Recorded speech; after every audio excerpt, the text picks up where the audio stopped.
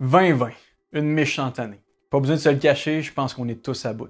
La COVID a mis nos vies sur pause, puis on attend de se réveiller pour se dire que c'était un mauvais cauchemar. Pour la majorité des Québécois, 2020 a été une année difficile, pénible, voire même horrible. Et à l'aube de cette nouvelle année, il me semble que la tendance naturelle serait celle de vouloir repartir à zéro complètement. D'oublier absolument tout ce qui s'est passé l'année dernière, de miser sur l'année qui s'en vient.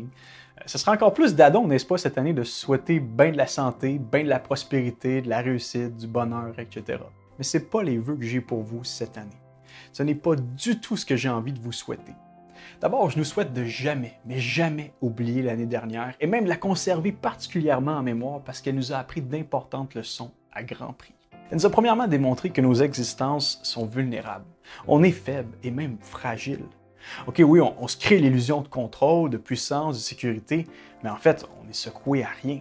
Un virus microscopique nous a fait réaliser qu'on n'est pas si puissant que ça et que nous aussi, on est assez minuscule dans cet univers imposant.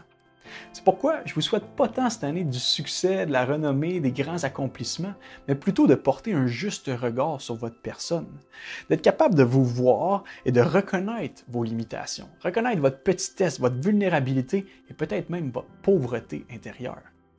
L'année dernière nous a aussi démontré qu'on était capable du meilleur comme du pire. Des employés du système de la santé qui se dépassent pour nous sauver la peau des fesses, pendant que d'autres sont concentrés à avoir le plus de papier de toilette pour soigner leurs petites fesses. C'est pas de l'instinct de survie, ça. C'est de l'orgueil, l'égocentrisme de la nature humaine exposée sur écran géant.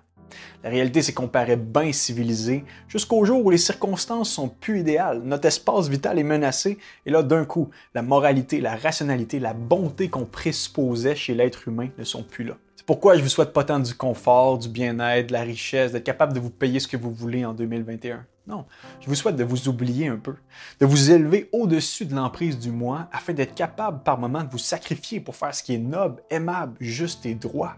Je vous souhaite d'avoir faim d'honnêteté, soif d'intégrité dans un monde injuste comme le nôtre, et même s'il le faut, de souffrir un peu pour la justice. Parlant de souffrance, le coronavirus nous a aussi appris qu'on avait bien plus peur de la mort qu'on le pensait. Cette fameuse peur que les modernes ont relayée aux archives des vieilleries religieuses est jamais si loin que ça. On essaie de l'aseptiser avec une bonne dose de déni, mais elle finit par ressortir sous forme d'anxiété, d'insomnie, de fardeau, d'angoisse, de questionnement sans réponse. Et c'est drôle, hein? Quand la mort s'invite à table, c'est la question de la vie qui surgit. C'est quoi le but? Quand la maladie, la souffrance, le désarroi, la corruptibilité de nos êtres frappent à la porte, comme cette année, on est obligé de se poser les vraies questions.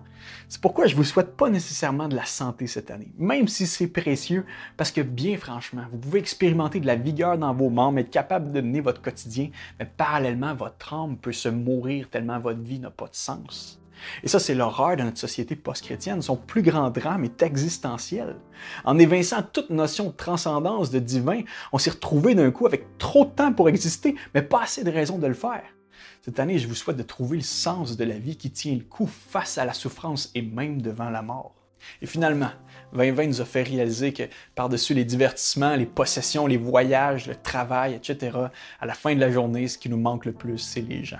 C'est pourquoi je vous souhaite pas tant de prendre soin de vous cette année. Pas nécessairement de croire en vous, de vibrer pour vos passions, vous le faites déjà. Je vous souhaite d'être bon, d'être doux, généreux, intentionnel, présent d'esprit avec les vôtres cette année, d'aller au fond de votre amour pour les gens, de répandre la paix autour de vous. Et pas juste envers les vôtres, hein, même envers ceux avec qui vous avez moins d'affinité, ceux qui ne le méritent pas à vos yeux, ceux qui ne sont pas de votre ethnie, ceux qui ne sont pas de votre couleur, ceux qui ne sont pas de votre clan, de votre classe sociale, ceux que vous savez absolument là, que ça ne va rien vous rapporter en retour. Ultimement, mon vœu pour vous cette année, le vœu qui récapitule tous ces vœux-là, c'est que vous suiviez et connaissiez Jésus-Christ. Vous avez bien compris, Jésus-Christ. Parce qu'en fait, tous les vœux que je viens de vous énoncer, ce ne sont pas les miens, mais les siens. Heureux ceux qui se reconnaissent spirituellement pauvres, car le royaume des cieux leur appartient. Heureux ceux qui pleurent, car Dieu les consolera. Heureux ceux qui sont doux, car Dieu leur donnera la terre en héritage. Heureux ceux qui ont faim et soif de justice, car ils seront rassasiés. Heureux ceux qui témoignent de la bonté, car Dieu sera bon pour eux. Heureux ceux dont le cœur est pur, car ils verront Dieu. Heureux ceux qui répandent autour d'eux la paix, car Dieu les reconnaîtra pour ses fils. Heureux ceux qui sont opprimés pour la justice, car le royaume des cieux leur appartient.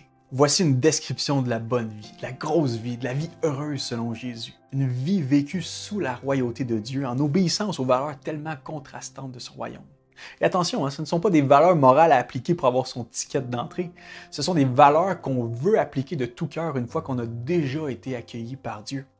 La première étape, autrement dit, c'est de se positionner sous le règne bienveillant de Dieu. Et la bonne nouvelle, c'est que c'est possible de le faire parce que Jésus nous l'a amené à portée de main. Mais pour y entrer, il faut juste être humble. C'est facile d'entendre ces lignes-là puis de se dire non, il y a personne qui est parfait de même, c'est infaisable, tout ça. Je connais personne qui est droit, juste, bon, généreux, qui recherche constamment la justice, qui a toujours des intérêts purs. Vous avez raison. Et même que Jésus le sait, c'est pour ça qu'il commence son sermon en disant « Heureux ceux qui sont humbles ». Ceux qui pleurent à cause de leur état, ceux qui sont désespérés d'eux-mêmes et du monde. C'est comme si Jésus commençait son sermon en disant « Je m'apprête à prêcher quelque chose d'inatteignable, d'infaisable, mais n'oubliez pas, ça ne dépend pas de vous. » Il ne faudrait surtout pas oublier qui est en train de nous enseigner ici, celui qui est venu d'abord et avant tout pour nous pardonner. C'est ça le centre de la trame narrative des 4 évangiles. Le même gars qui nous invite à la bonté, à l'amour, à la justice sur cette petite montagne au début de l'histoire, c'est lui qui meurt crucifié comme un criminel sur le mont Golgotha à la fin de l'histoire. Il n'y a pas juste un sermon sur la montagne, il y a aussi un sacrifice sur la montagne pour le pardon de nos péchés. Et heureusement, sa grâce précède ses exigences. Ça, c'est une vraie bonne nouvelle. Une vraie bonne et heureuse nouvelle qui a le pouvoir de nous donner une vraie bonne et heureuse année. Et c'est ce que je vous souhaite pour cette année. Rien de moins, rien de plus. Le bonheur inattendu de faire confiance à Jésus.